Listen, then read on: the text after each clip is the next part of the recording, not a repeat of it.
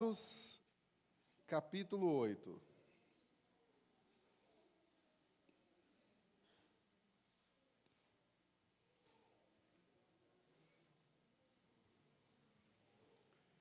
Atos, capítulo 8.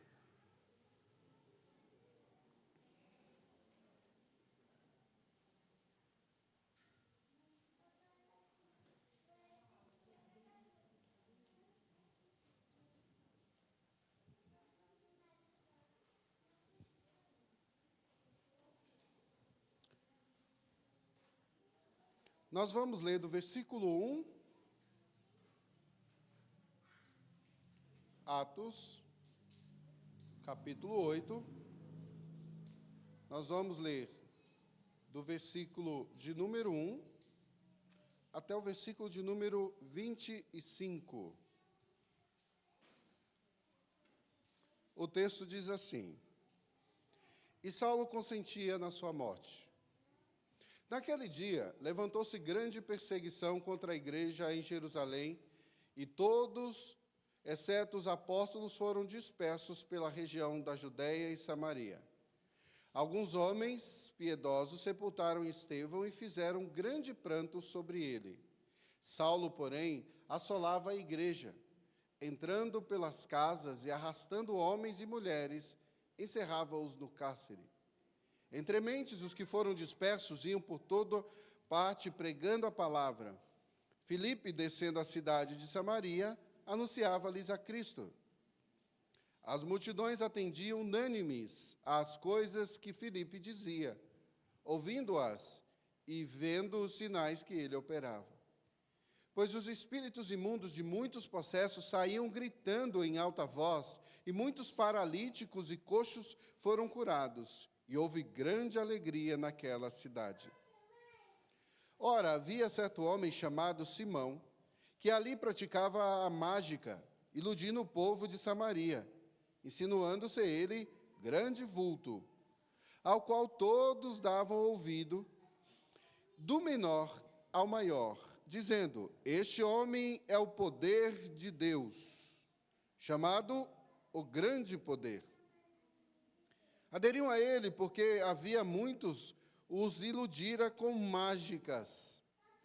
Quando, porém, deram crédito a Filipe, que os evangelizava, a respeito do reino de Deus e do nome de Jesus Cristo, iam sendo batizados, assim, homens como mulheres.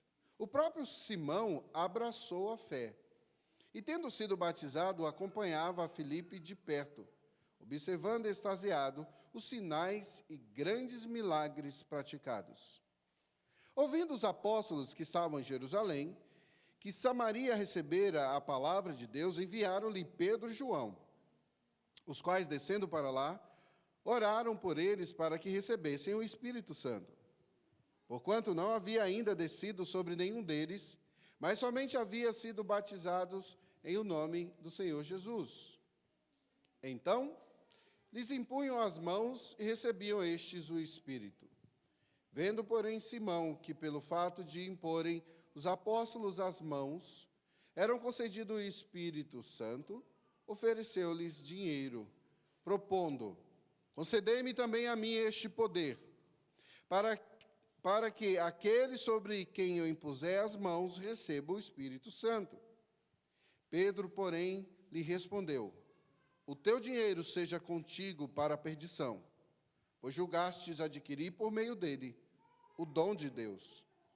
Não tens parte nem sorte nesse ministério, porque o teu coração não é reto diante de Deus.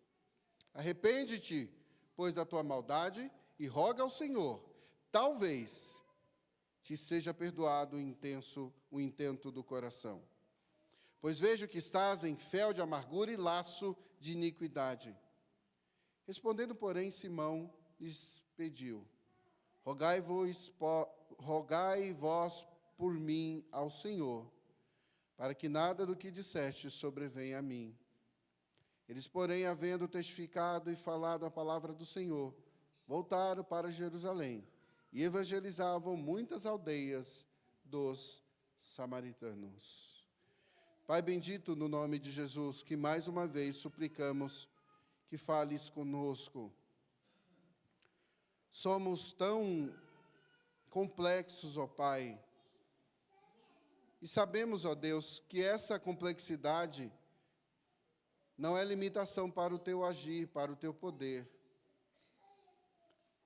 Somos tão inconstantes, ó Deus, mas sabemos que a nossa inconstância não te afasta de nós. Somos tão frágeis, ó Deus, mas sabemos, Senhor, que o teu amor é perene e alcança a nossa fragilidade e nos torna homens melhores, servos teus, filhos amados. Por isso nós suplicamos, ó Deus, baseados nesse amor, fala conosco, ó Deus, pois se não fosse assim, pereceríamos e viveríamos cegos como Simeão. Ajuda-nos, ó Pai, e é no nome do Cristo Jesus que nós oramos. Amém. A América do Norte sempre foi um berço de grandes palcos de controvérsias ateístas.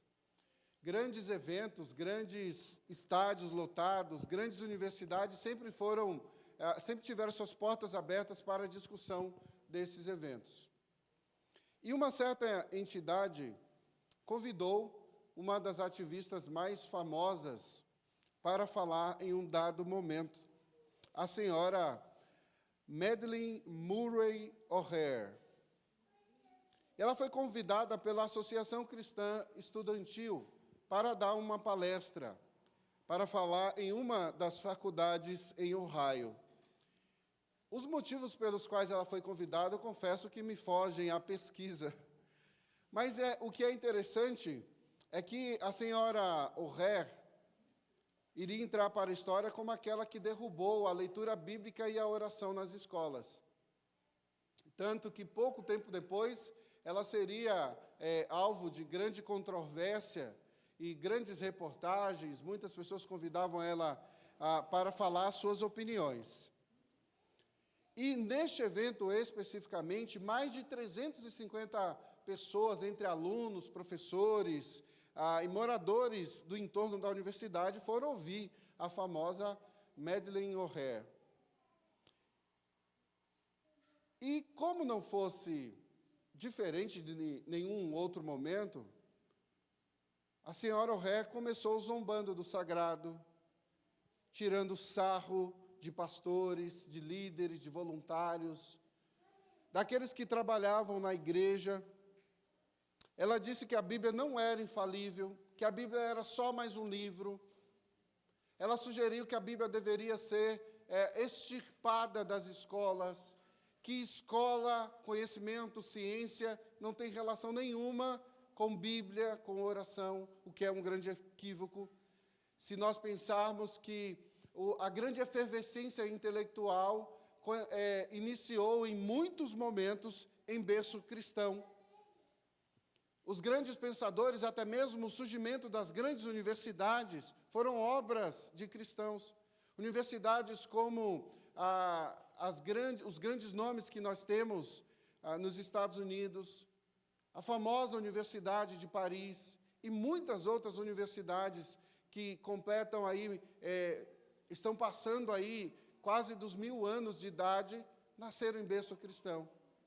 E essa moça zombava da fé cristã num evento que ela lhe foi convidada com toda a educação para mostrar ali as suas ideias. Não satisfeita, Madeleine O'Hair se referia a Deus como um paizão, como um senhor barbudo, sabe, cabelos brancos, que está ali o tempo inteiro distribuindo abraços e afagos para satisfazer os incautos carentes. Além disso, ela chamava Jesus por apelido jocoso como JC.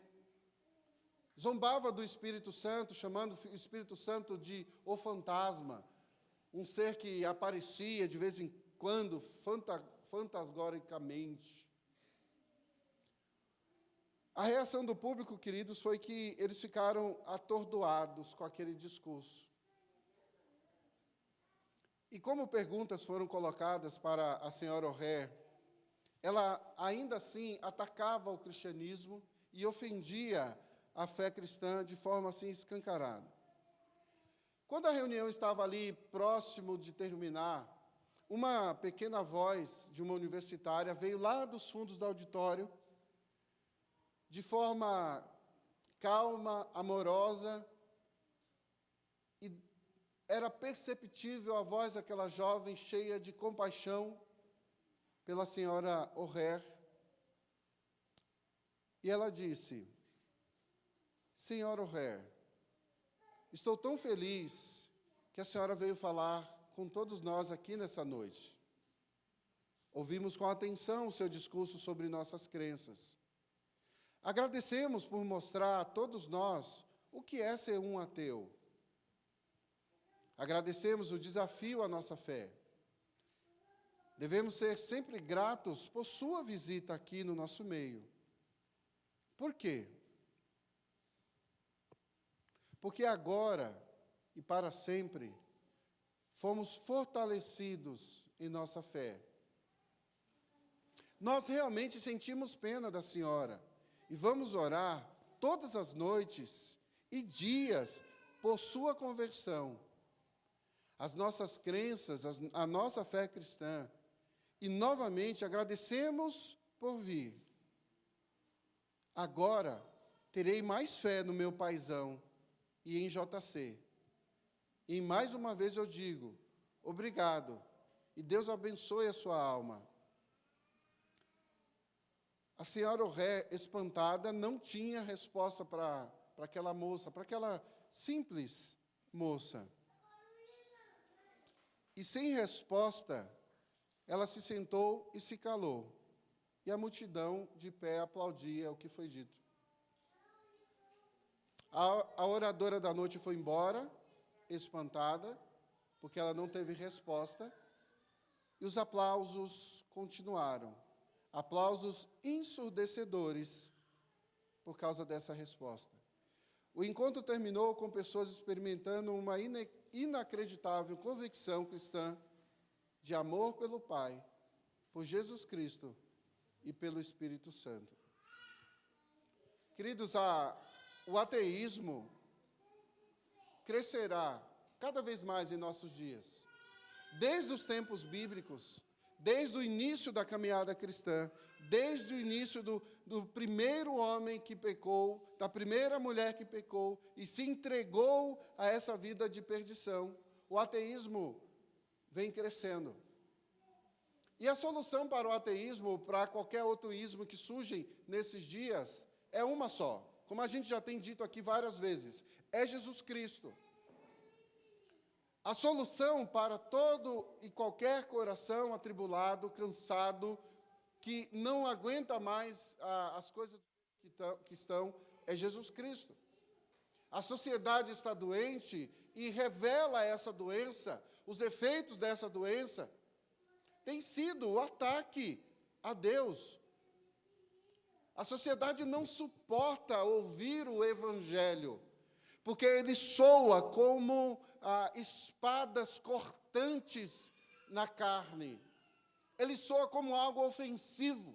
Não é possível suportar ouvir que existe um Deus,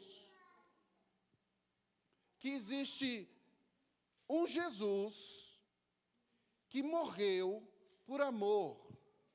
Porque é inadmissível você morrer por alguém. É inadmissível demonstrar amor real, verdadeiro e profundo. E os efeitos dessa doença da sociedade têm sido isso. Discursos como esse, dessa famosa ativista ateísta. Recentemente, na maior premiação de música do mundo, o Grammy, foi perceptível a afronta ao Criador, à família, ao ser homem e ser mulher. Os principais vencedores, manipulado o resultado, obviamente, Não sou especialista em música, mas fica claro, os especialistas dizendo como que esse álbum ganhou o prêmio de melhor álbum do mundo de 2023. Como que esse cantor, ou aquela cantora, ou aquilo ali que a gente não sabe definir o que é, simplesmente para afrontar o Senhor. Um desses artistas, decididamente, escancaradamente, se vestindo de demônio, e todas as suas dançarinas da mesma forma, não se engane, não é apenas aquela estratégia midiática de causar impacto para vender disco. Isso é antigo, desde o início da indústria da música e do entretenimento, sempre foi assim, impacto para trazer atenção e vender e ganhar dinheiro. Não somente isso, mas ele com suas colocações, afrontando claramente a família, a sociedade, o próprio Deus.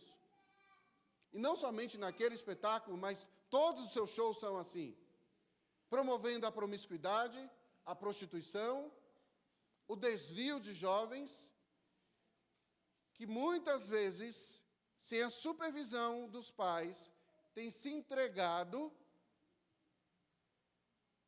à observação de ideias sutis que vão entrando, e às vezes até escancarada, na mente deles.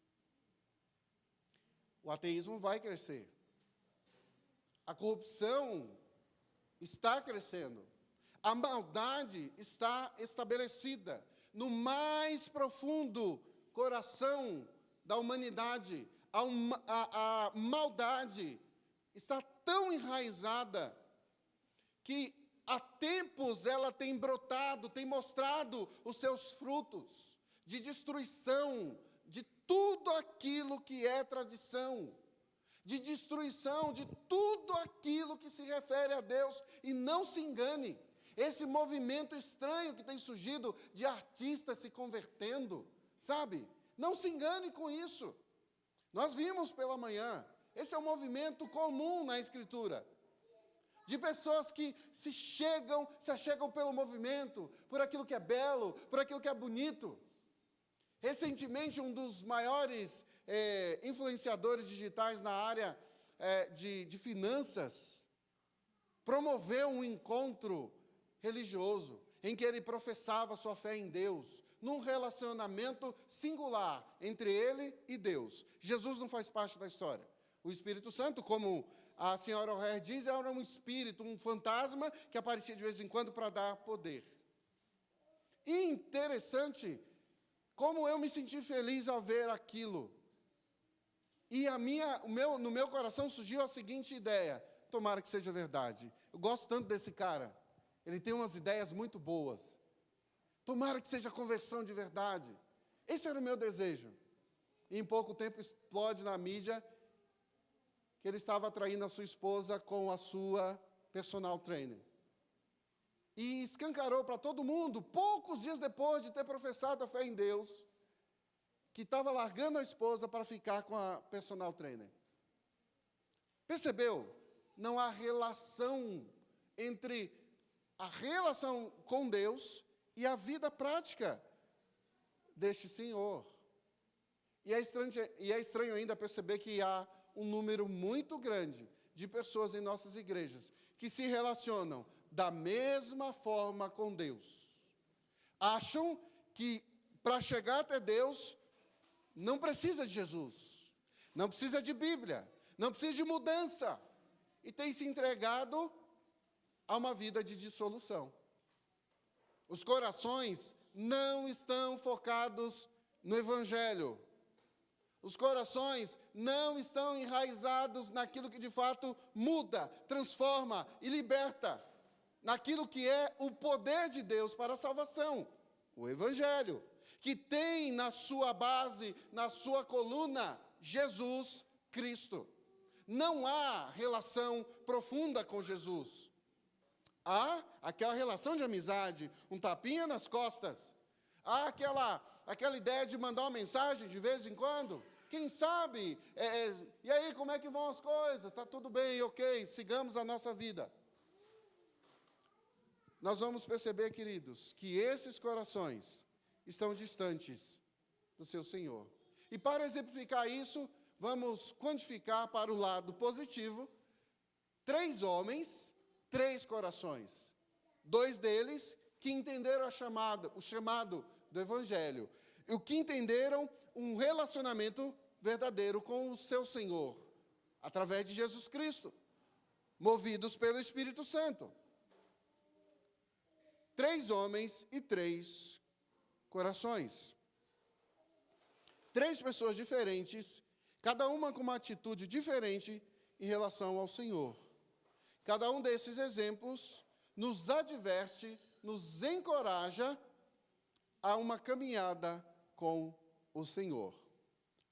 Primeiro exemplo, Saulo, o coração hostil. Perceba aí o versículo 1, que estruturalmente faz parte do contexto imediato do capítulo 7, que nós terminamos semana passada. Perceba aí, capítulo 8, verso 1, a partir do 60. Então, ajoelhando-se, clamou em alta voz: Senhor, não lhes impute este pecado. Com essas palavras adormeceu, e Saulo consentia na sua morte. Aqui nós percebemos que um jovem estava presente no apedrejamento do Estevão, o primeiro grande mártir entre nós simples seres humanos. Ele era um homem que estava ali cuidando das vestes. Lembram que nós falamos semana passada que, enquanto Estevão estava ali ajoelhado, sendo apedrejado, os seus algozes tiraram seus casacos, suas túnicas principais, colocaram de lado para arregaçar as mangas e apedrejar completamente Estevão. Ok? E essa túnica era lançada aos pés desse rapaz aqui, Saulo, o coração hostil. E logo após a morte de Estevão, deu-se início a uma grande perseguição contra a igreja. A gente percebe isso no texto, deixando claro aí o que está acontecendo. Perceba, verso de número 2. Naqueles dias, levantou-se grande perseguição contra a igreja em Jerusalém. Todos, exceto os apóstolos, foram dispersos pelas regiões da Judéia, Samaria, e o evangelho avançava. Queridos, ninguém sabe ao certo porque os discípulos não foram dispersos. Eles eram os principais, eram os protagonistas ali, vamos dizer assim. Só que eles não são dispersos. É óbvio que a gente pode dizer que o foco da perseguição tinha sido, talvez, os crentes gregos. Lembram disso? Aquele número grande de crentes gregos que estavam lá dizendo assim: olha, as nossas viúvas não estão sendo bem atendidas. Lembram? Naquela instituição dos 7 líderes que vão cuidar daquelas mulheres? Pode ser que a grande perseguição tenha sido sobre esses gregos. E o número estava crescendo. Ou ainda, os discípulos tiveram coragem de permanecer, mesmo tendo suas vidas em risco. Mas, a bem da verdade, nós não sabemos, assim, exatamente o motivo. Gosto de pensar nesse último aspecto, que os discípulos que receberam do poder prometido por Jesus em Atos capítulo 1, verso 8, imbuídos de dar um excelente testemunho, permanecem, ainda que a perseguição fosse grande. Mas o que acontece? Não somente aqueles líderes, mas surge agora um líder que vai despontar, que tem nos seus pés aquelas vestes e começa a agir. Preste atenção. Verso 2. Naquele dia levantou-se grande perseguição contra a igreja em Jerusalém. Todos, exceto os apóstolos, foram dispersos pelas regiões da Judéia e Samaria. Alguns homens piedosos sepultaram Estevão e fizeram um grande pranto sobre ele. Verso 3. Saulo, porém, assolava a igreja, entrando pelas casas e arrastando homens e mulheres, encerrava-os no cárcere.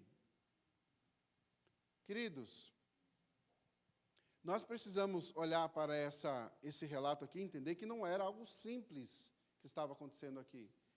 Este líder entrava nas casas e arrastava para fora, obviamente com o auxílio da polícia local, e matavam esses homens. É crente?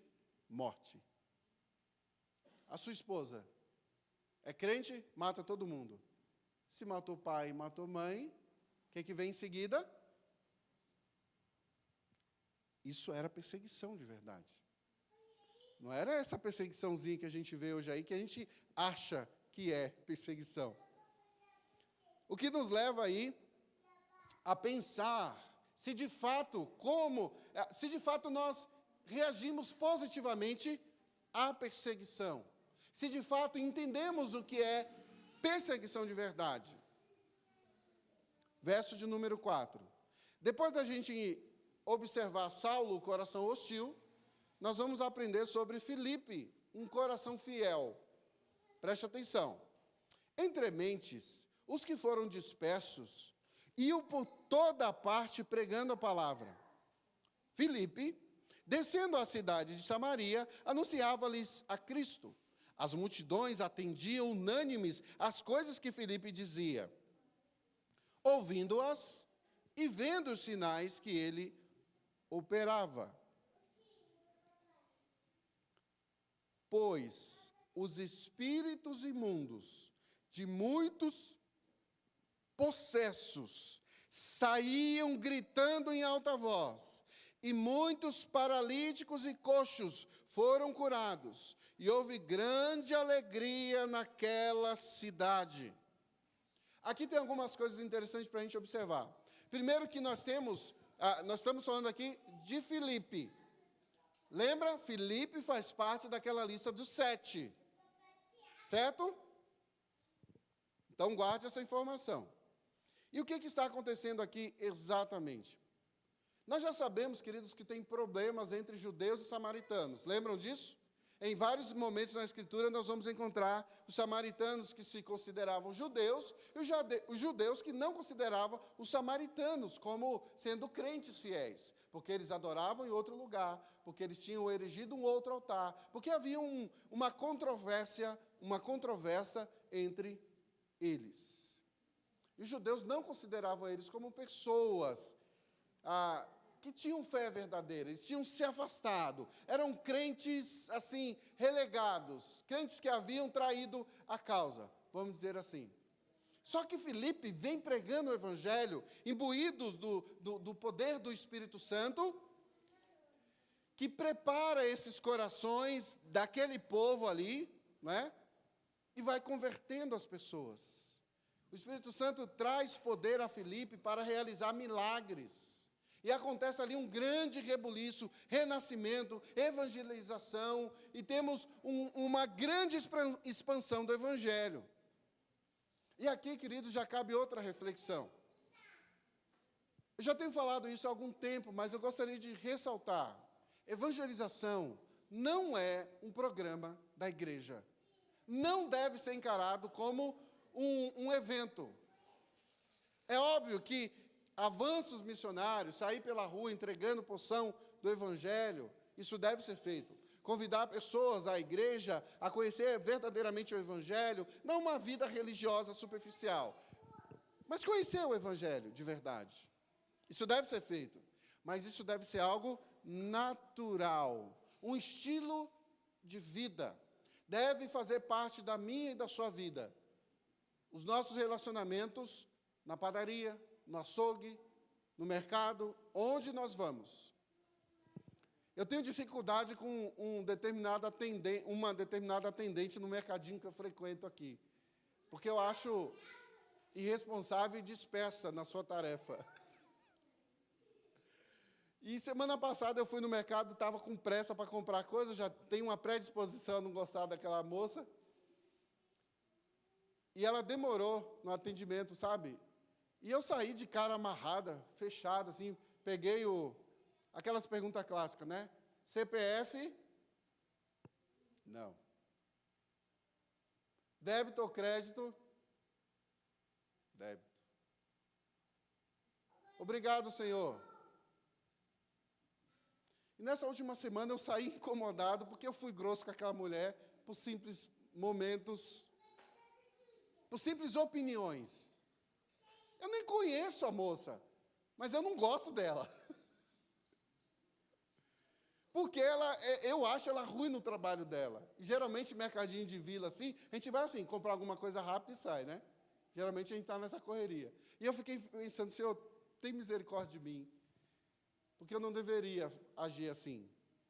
Eu deveria puxar assunto. Quem anda, né, comigo sabe que onde a gente chega, a gente está puxando assunto, brincando com as pessoas e tal.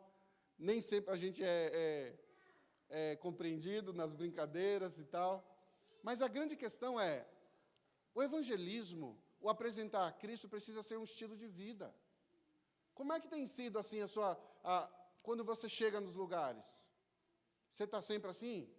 Sisudo? Você é o dono da verdade? Você sabe com quem você está falando? A gente não usa mais essa frase, mas age como?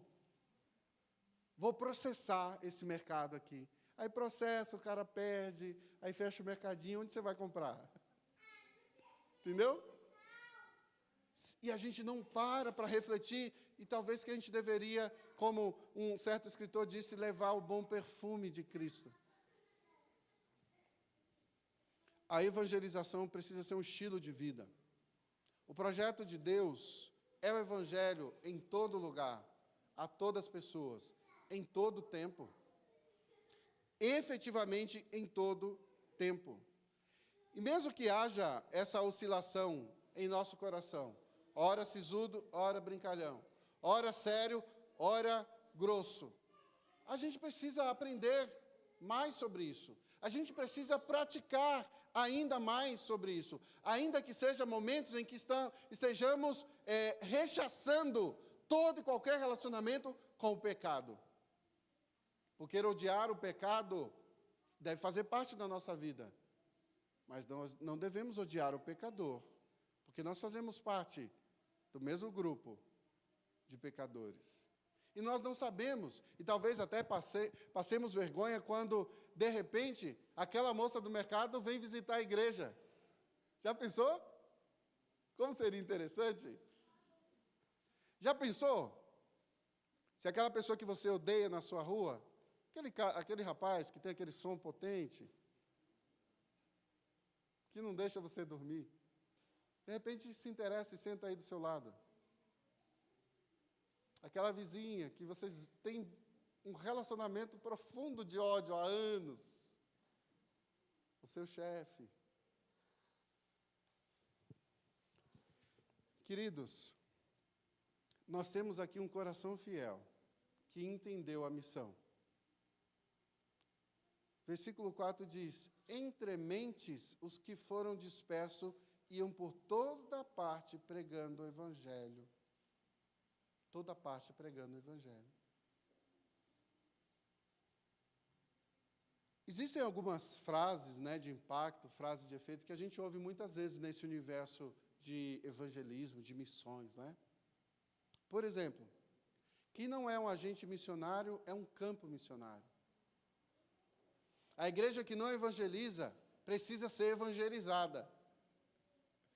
Precisamos entender que o Evangelho é o poder de Deus para a salvação de todo aquele que crê.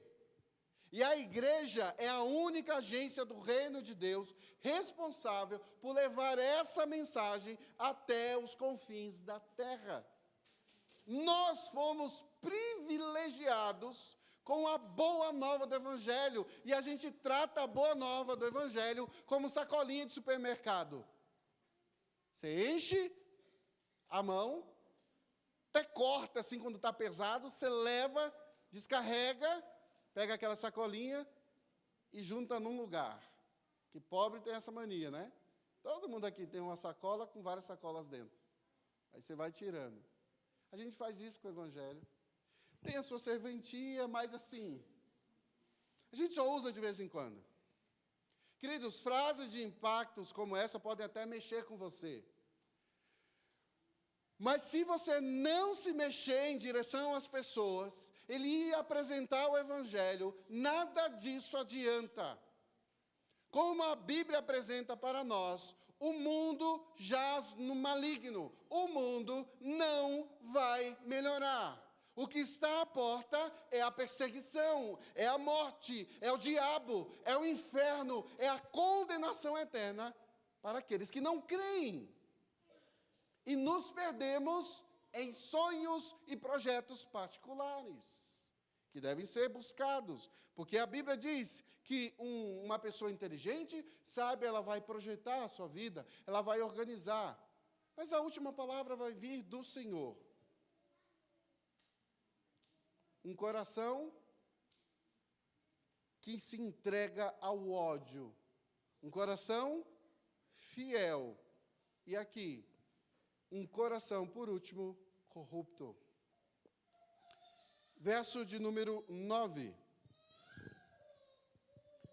Perceba, o último coração citado aí, um coração corrupto.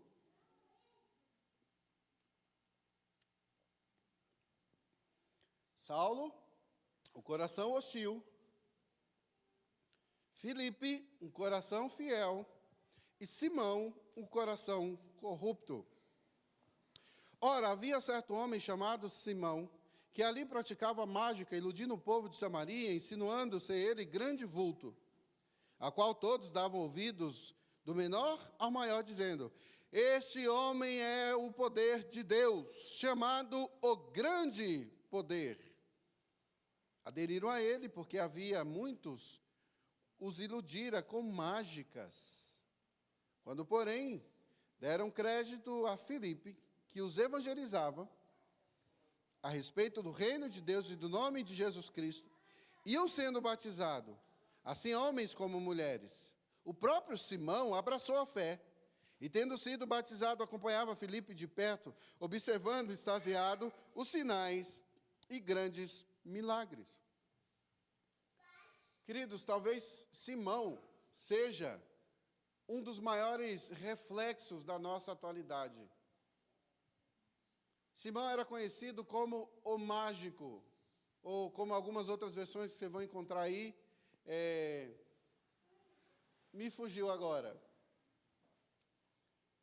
Os mágicos aqui, queridos, não são esse tipo de mágico que a gente está acostumado, sabe, com truques, que faz o pombo sair da cartola, essas coisas. Eram mágicos em outro sentido, não é? Eles faziam truques, mas eram também envolvidos em ocultismo, em magias, se davam a relacionamentos com demônios, a fim de que eles exercessem sinais, porque esses sinais chamam a atenção das pessoas.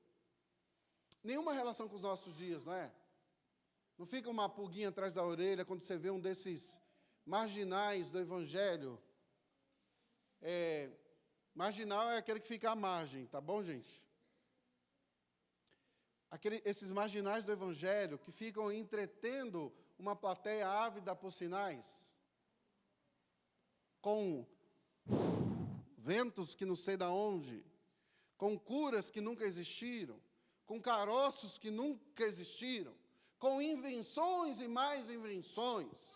E é uma criatividade demoníaca que leva essas plateias extasiadas a dizer frases heréticas profundamente malignas como esta: este homem é o poder de Deus, chamado o grande poder, a ponto das pessoas irem em busca do suor de um homem, de objetos ungidos, deturpando completamente o Evangelho. Perceberam? Esses falsos, esses marginais do Evangelho, eles estão agindo há muitos anos. Não tem relação apenas com chapéus e bigodes das nossas atualidades, mas tem relação profunda com aqueles que não conhecem efetivamente o Evangelho e vivem à margem, e vivem querendo subtrair vantagens do Evangelho. Um status, poder, vigarices que tem levado multidões à condenação.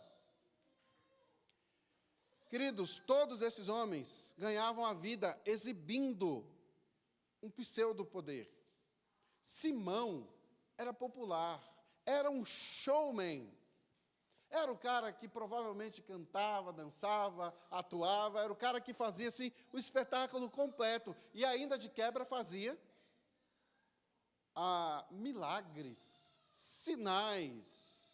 Mas parece que o repertório dele de truques e sinais estava acabando. Por quê? Porque chegou alguém, de fato, que tinha um poder diferente na cidade. Um tal de Filipe, lembram? O fiel. Filipe chega na cidade, começa a pregar o evangelho, as pessoas começam a ser convertidas, as pessoas começam a mudar de vida, paralíticos começam efetivamente a andar, não esses truques baratos que a gente tem na TV. Pessoas que não enxergavam começam a enxergar efetivamente. Pessoas que tinham doenças terríveis eram curadas efetivamente. E Simão vê tudo aquilo e ele entra naquele bolo. Opa, eu quero um pedaço dessa fatia.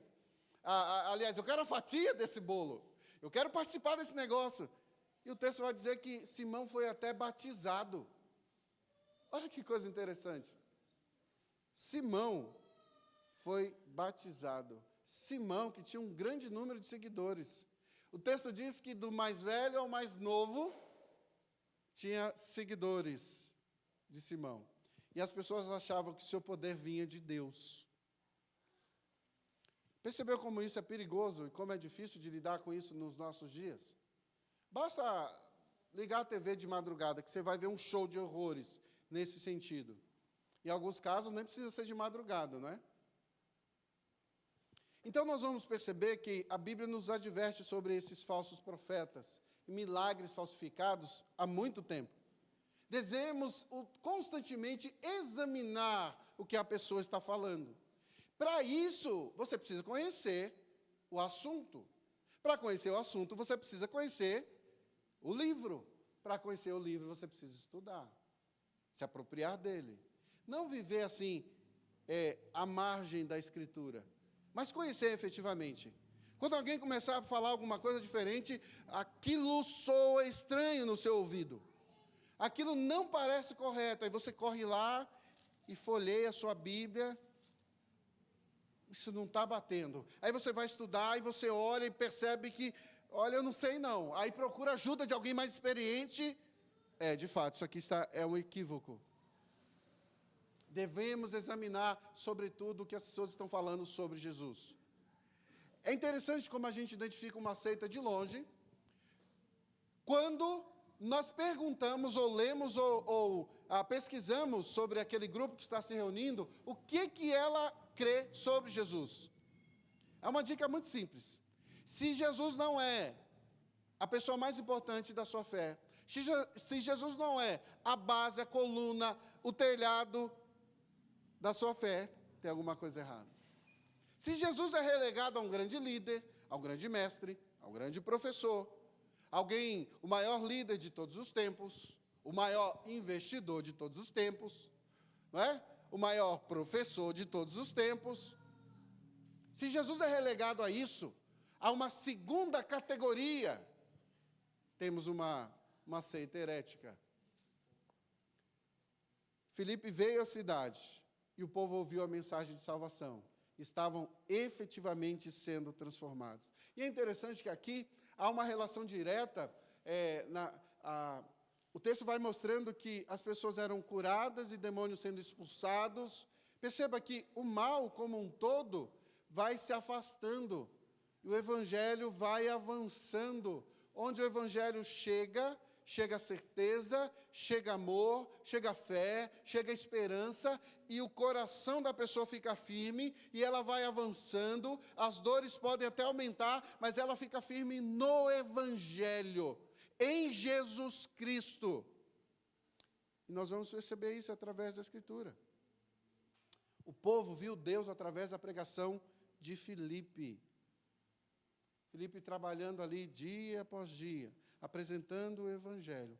Ao contrário de Simão, Filipe não apontou para si. Lembra? Simão é o cara, é o poder de Deus, o grande poder de Deus. Filipe aponta não para si, mas para o Criador. Enquanto isso, o coração corrupto vai se aproximando sorrateiramente. Pessoas ouviram a mensagem e foram batizadas. E os apóstolos em Jerusalém ouviram aquilo. E enviam uma comissão para investigar. Porque a perseguição era grande. Tinha muita coisa acontecendo. Então os apóstolos, zelosos que eram, chamam dois homens e dizem assim, olha, vão lá verificar. Eles chamam Pedro e João.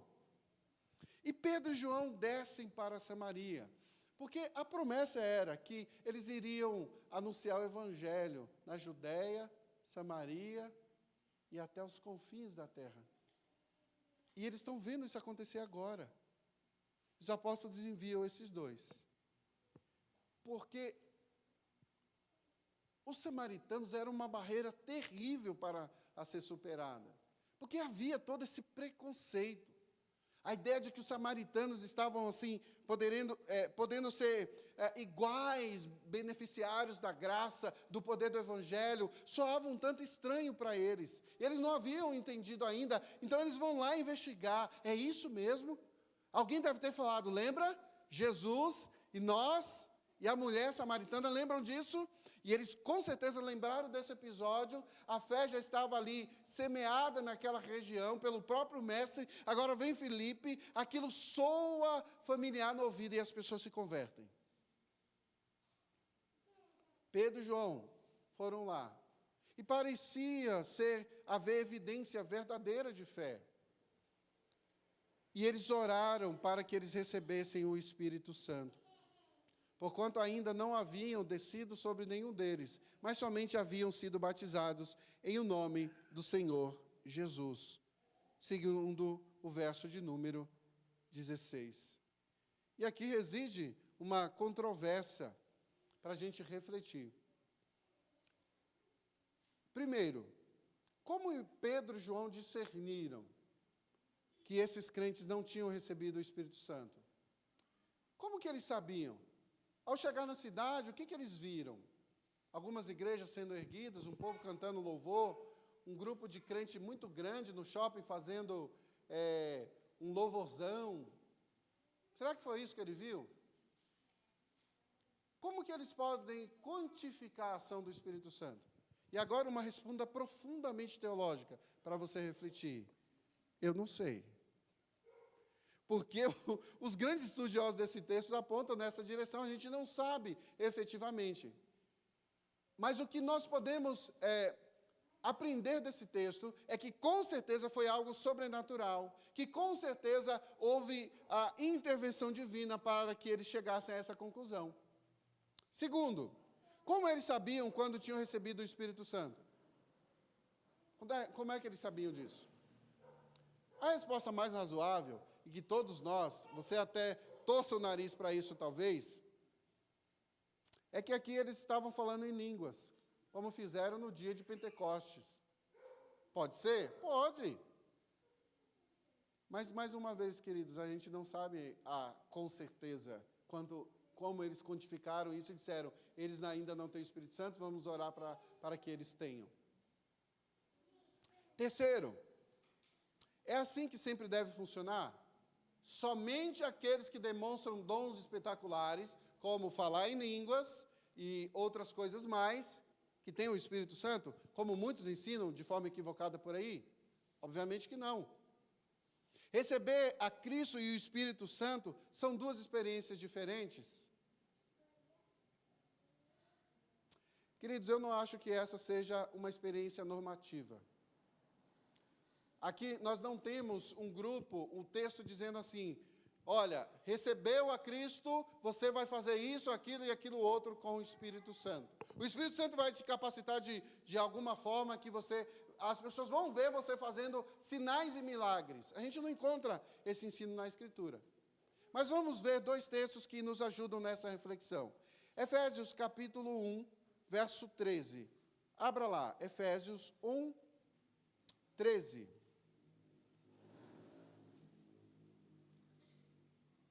Leamos o 13 e o 14.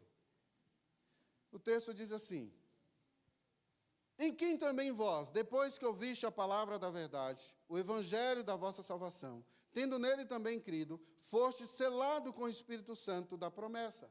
Aqui nós temos vocação, selo do Espírito Santo, tudo de uma vez só. Não se segue, por exemplo, dizendo assim: agora que você foi selado com o Espírito Santo, você precisa fazer isso, aquilo, outro. Olha o que o verso 14 diz: o qual é o penhor da nossa herança, até o resgate da sua propriedade, em louvor da sua glória. O que é o penhor da esperança? Este selo, esse carimbo, essa certeza de salvação. Abra agora em Romanos, capítulo 8, voltando algumas páginas aí. Capítulo 8, verso 9. Vós, porém, não estáis na carne, mas no Espírito, se de fato o Espírito de Deus habita em vós. E se alguém não tem o Espírito de Cristo, esse tal não é dele. Se, porém, Cristo está em vós, o corpo, na verdade, está morto por causa do pecado, mas o Espírito é vida por causa da justiça. Se habita em vós o Espírito daquele que ressuscitou a Jesus dentre os mortos, esse mesmo que ressuscitou a Cristo Jesus dentre os mortos, vivificará também o vosso corpo mortal, por meio do seu Espírito que em vós habita. Na verdade, nós vamos encontrar aqui que aconteceu mais 2 vezes em Atos, e sempre quando o Evangelho está atravessando aqui uma nova barreira, nós vamos perceber isso, uma ação exponencial. E o Evangelho entra para destruir essas barreiras do preconceito que existia entre os judeus e samaritanos, cumprindo aquilo que já havia sido predito. Queridos, quando o Evangelho chega, ele derruba todas as barreiras de preconceito, de dúvidas. Não há uma relação direta aqui com uma vida de conversão e você continuar tendo uma vida de preconceito, de ódio, de raiva. Há uma mudança visível na vida daqueles que servem a Cristo. Para finalizar, voltemos a Simão. Na mente de Simão, o Evangelho era um novo tipo de magia. Era algo ali que ele iria, ganhar algum dinheiro. Ele queria ganhar aquele poder para ser famoso novamente. Ele se ofereceu para comprar os direitos dessa nova mágica, esse poder. Simão fez seu pedido a Pedro. E Pedro, claro, deu uma excelente resposta. Voltemos ao texto lá, de Atos. Perceba, queridos, verso de número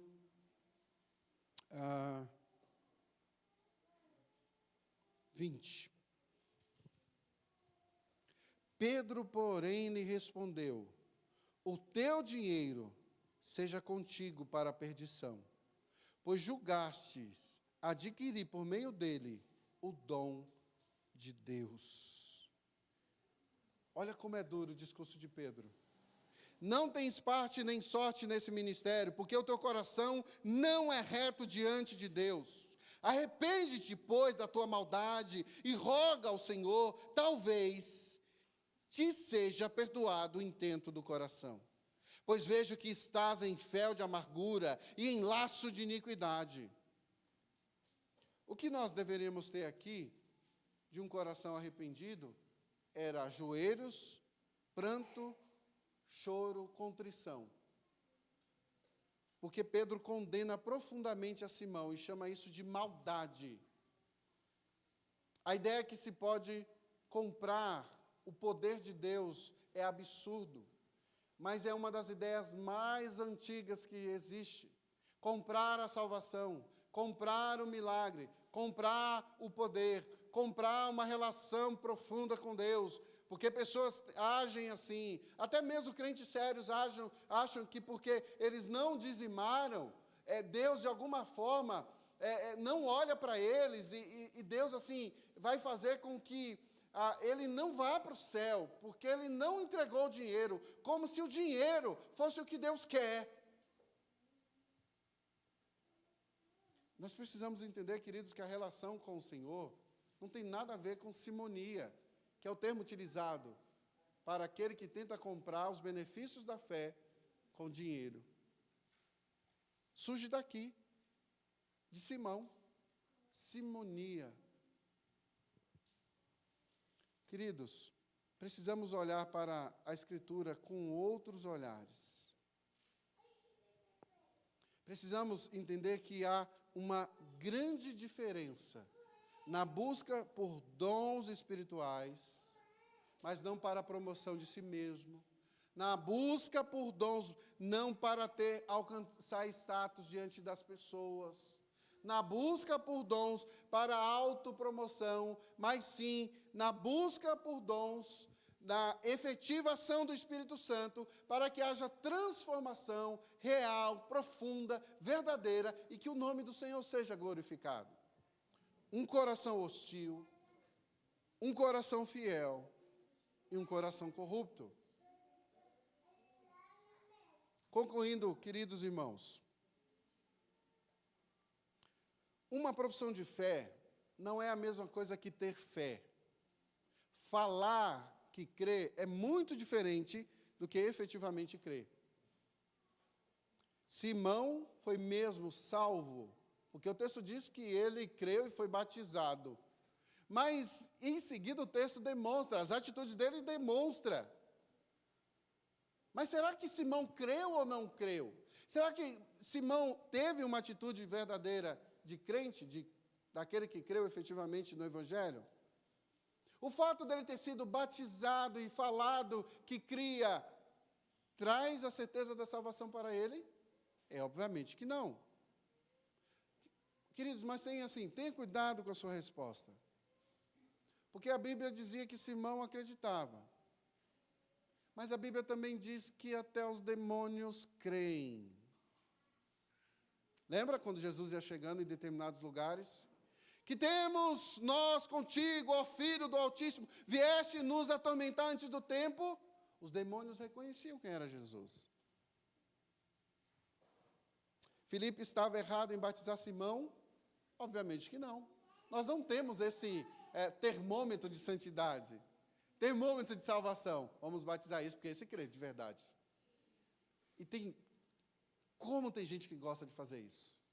Fulano não é crente, não. Fulano não vai para o céu, não. Ah, pastor, mas os frutos dizem muito sobre a árvore e tal, ok. Mas somente um pode fazer efetivamente isso, dizer quem vai e quem não vai. A circunstância da perseguição feroz foi usada por Deus para trazer o bem, para trazer a salvação para Samaria e para toda aquela região. Como resultado da dispersão, o Evangelho começou a ser pregado em todos os lugares do mundo. O Evangelho alcançou a Europa, o Evangelho alcançou a América do Norte, incipiente ainda, e chega até os nossos dias, chega no Brasil, chega em São Paulo, chega no Itaim Paulista, chega até você, para que você seja convertido e transformado pelo poder de Cristo. O Evangelho, o poder de Deus, que muda, que salva, que liberta, que transforma. O mesmo Evangelho que vai converter esse coração hostil. O mesmo Evangelho que impulsionou o coração fiel. O mesmo Evangelho que condena o coração corrupto. Filipe escolheu confiar no caráter de Deus e não em seus sentimentos. O nosso desafio, irmãos, é anunciar o Evangelho de Jesus Cristo. O Evangelho de Jesus Cristo. Para isso, guarde as seguintes aplicações. Examine o seu coração. Reflita o quanto você ama a Cristo. Reflita sobre o quanto você tem falado sobre Ele para as pessoas. Quanto você tem vivido. Tome uma atitude de pregar o Evangelho hoje, já, agora. Chegando em casa para aquela pessoa que não conhece o Evangelho, que está lá te esperando. chegando na segunda-feira no trabalho falando de Jesus, não com religiosidade, não com essa falsa pretensão, não com uma ideia equivocada, não querendo comprar poder, status e relacionamento, moeda dos nossos dias. Eu quero ficar bem visto, eu quero ser instagramável, eu quero tirar uma boa foto, eu quero aparentar que minha família é perfeita, que a minha vida é perfeita, enquanto tudo está desmoronando, enquanto não há amor, não há paz, não há esperança, não há mudança real e verdadeira na sua vida. Não espere uma perseguição. Não espere um empurrão. Deus faz isso. Às vezes Ele empurra a gente. Você não quer ir? Então tá bom. Vamos ver se você vai ou não. Pastor, minha vida está tão complexa hoje. Fale de Jesus. Pregue o Evangelho. Minha vida está tão, sabe?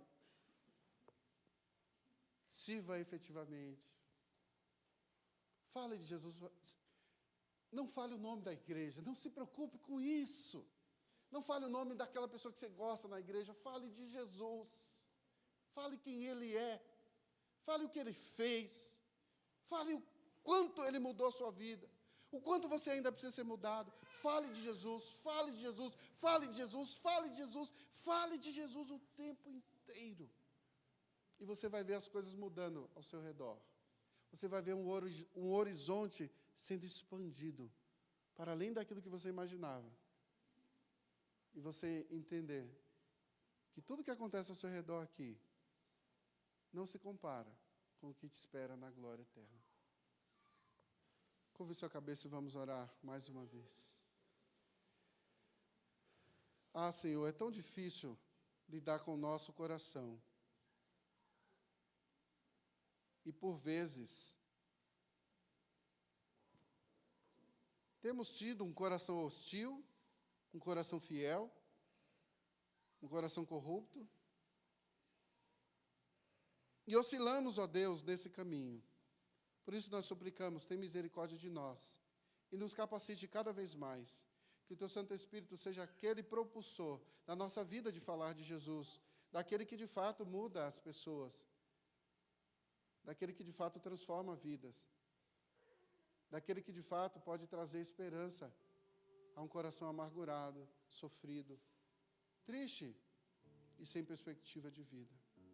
Ajuda-nos, ó Deus. E nos faz servos fiéis para o louvor da Tua glória.